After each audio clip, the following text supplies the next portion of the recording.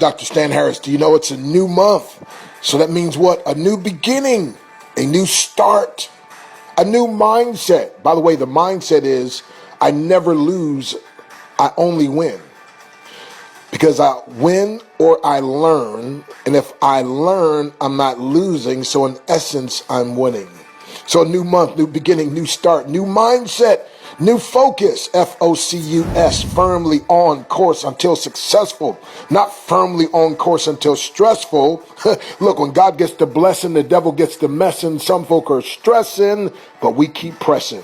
New intentions, and then new results. So if you didn't like the results you got, for instance, I didn't like the results of Murphy's Law. Everything bad that can happen will happen, and it will happen at the worst possible time. So I wrote my own law, Dr. Breakthrough's Law. Everything good that can happen will happen, and it will happen at the best possible time.